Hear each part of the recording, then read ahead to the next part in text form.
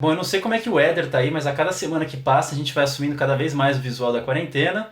Então vamos nessa, né? Estamos falando aí de exploradores também, todos catinguentos, estamos todos catinguentos nessa vida também.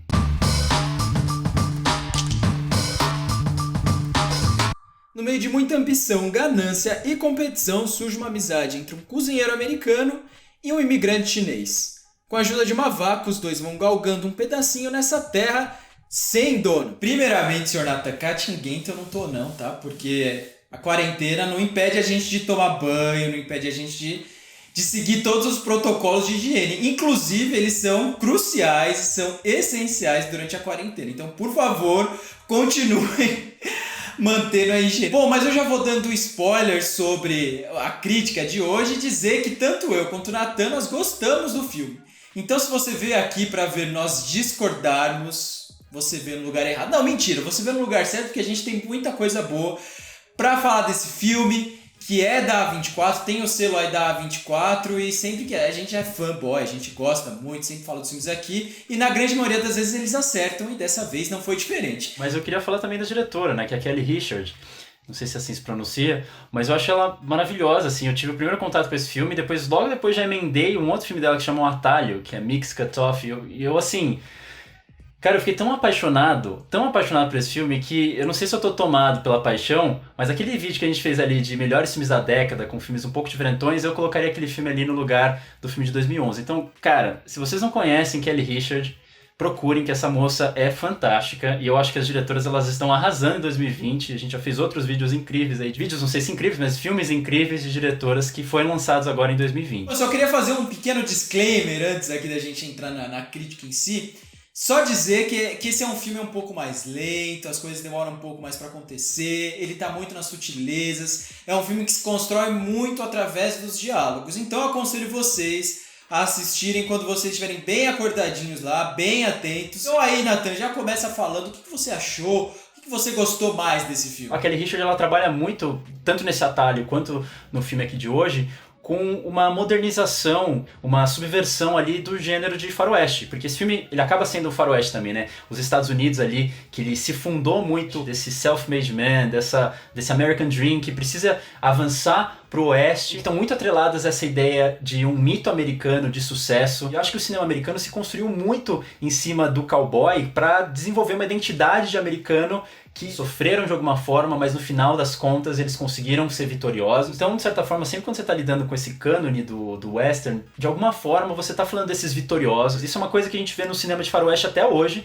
quando a gente ressignifica esses mitos para novos vitoriosos. Então, você tem Django Livre, que o vitorioso, no caso, são os negros. O Bacurau, que seria o nosso faroeste aqui contemporâneo, os latinos em cima dos americanos. Então, você sempre tem novos vitoriosos nessa história. O que eu acho que é fantástico que a Kelly Richard consegue fazer é que ela não está interessada nesse cânone, ela não está interessada nos vitoriosos. Ela não está interessada no dono da vaca, mas em quem ordenha ela. Então a gente não vai pegar os grandes exploradores, mas o padeiro. A história é fracassada e por isso a gente não vai ver isso nos livros de história. Mas é essa história que a Kelly Richard está interessada nesse filme. Uma coisa legal que você falou sobre o western, eu queria falar sobre isso também, ainda mais falando dos Estados Unidos, né, que foi um gênero muito bem difundido aí no cinema norte-americano, que rendeu muito dinheiro. E nesses filmes, né, muito se reforçava a figura do homem, a figura da masculinidade, desse homem muito forte, desse homem que salva as mulheres, né, desse homem destemido que larga tudo para desbravar, né, o sonho dele passa por cima de todo e qualquer outro tipo de sonho que possa existir.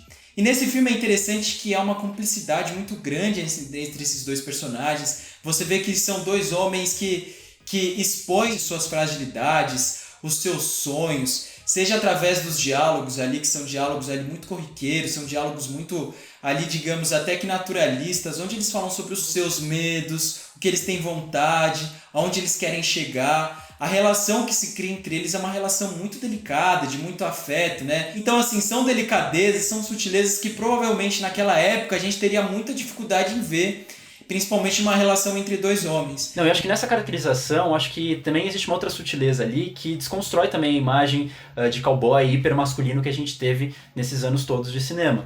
Esse protagonista, ele muitas vezes se prontifica para fazer muitas tarefas que, para personagens daquela época, a gente associaria talvez a mulheres. Então, ele é o cara que vai cozinhar, ele é o cara que chega na casa e vai começar a varrer sujeira para fora da casa, ele é o cara que vai cuidar de uma criança, de um bebezinho, enquanto os homens ali vão se estapear para fora do bar.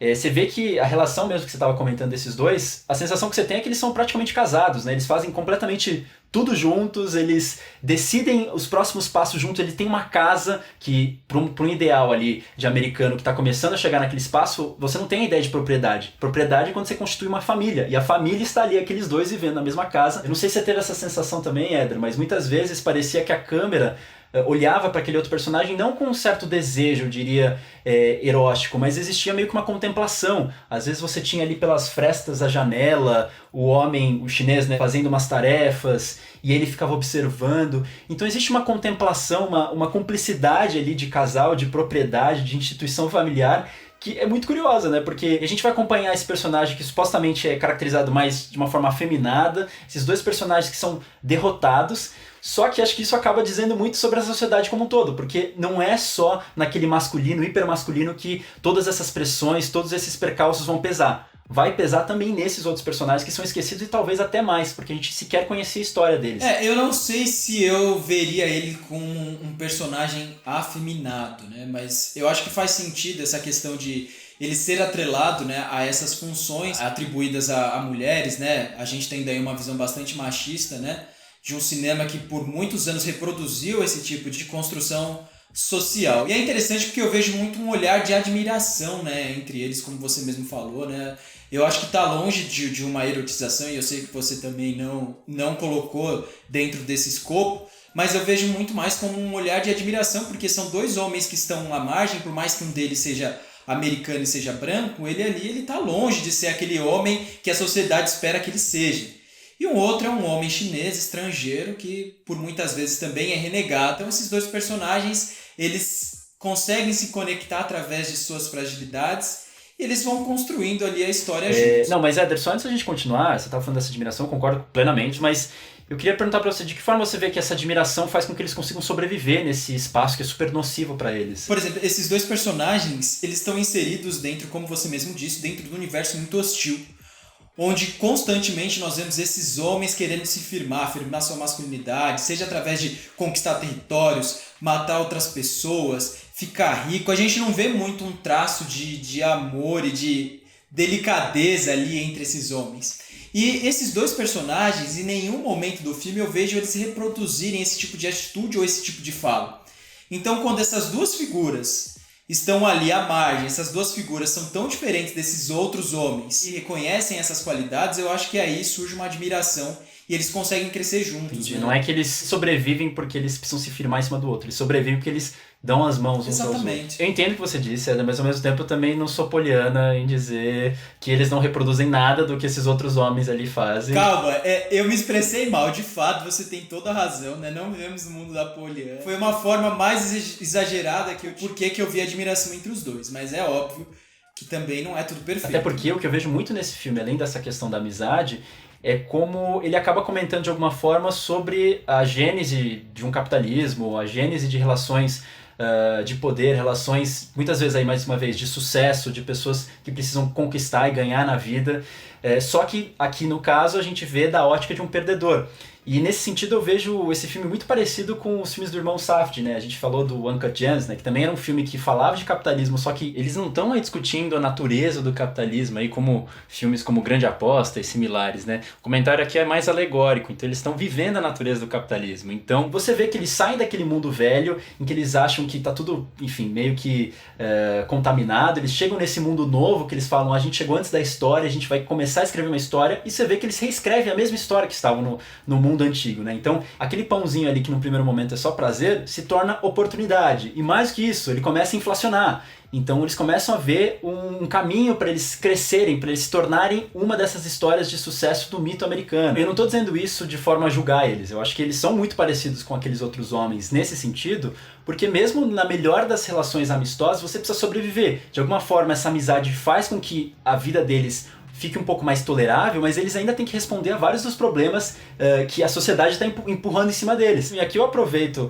essa ideia da vaca, né, dessa primeira vaca que chega aos Estados Unidos, porque é muito parecido com todos esses homens, e aí sejam eles mais afeminados, sejam eles derrotados, sejam eles vitoriosos, sejam eles os brucutus do mundo, esses homens sozinhos que deixaram muitas coisas para trás e que vieram para esse novo mundo para constituir pelo menos um pedacinho de chão, né, que o personagem fala, pelo menos a gente tem um pedacinho de chão bom aqui, constituir uma família, constituir propriedade, que são aqueles direitos fundamentais da Constituição dos Estados Unidos. Então acho que é fascinante, porque ainda que ele discuta amizade, no fundo ele está falando sobre toda a constituição do mito americano, toda a constituição do capitalismo, toda a constituição de como as dinâmicas sociais entre esses personagens se deram, que estão ali no passado americano, mas vão se carregar até os tempos de Uncut Gems. Então acho que é fascinante como esse filme ele consegue comentar sobre tudo isso através de uma história ficcional de dois derrotados. Não, de fato eu concordo totalmente com você, ela consegue aí trazer uma nova abordagem, uma outra roupagem para falar sobre capitalismo, sem dar nome aos bois. Você citou Uncut Gems, que é um outro filme maravilhoso. Se você não assistiu,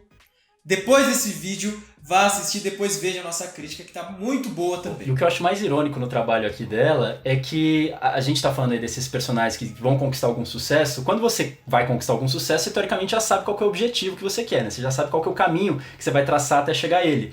E o que eu sinto que acontece aqui é que ninguém sabe muito bem, nem mesmo os dois protagonistas, nem os restos dos homens ali, eles sabem onde eles vão fazer. E acho que aí tem muitos diálogos que expressam essa desorientação, né? Que essas pessoas elas estão mais sedentas pelo pote de ouro do que como vão fazer para chegar lá. Então uns estão indo pro norte, uns estão indo pro sul, me deixaram aqui, cada um tá indo pro seu canto, aí os dois vão, enfim, vão beber um uísque, alguma coisa assim, eles vão saudar o quê? Ah, a gente vai saudar por alguma coisa, saúde aí pra vocês. Então eles não sabem o porquê que eles estão ali. Obviamente tem pessoas que sabem muito bem o objetivo, claro que elas têm, mas outras chegam ali junto com a boiada e elas são impulsionadas a conquistar alguma coisa que elas nem sabem muito bem direito o que é, mas elas têm que conseguir porque teoricamente essa é a fórmula que falaram pra gente, esse é o American Way of Life, esse é o American Dream, a gente tem que ir pro oeste, agora pra qual lugar do oeste a gente não sabe, pra gente ter algum sucesso nessa vida. Então eu acho essa desorientação também incrível. Então, eu só queria te dizer, aqui ó, eu acho que você tá falando, não sei se você tá falando mais desse filme, porque pela descrição que você deu, parece que você tá falando do Brasil de 2020.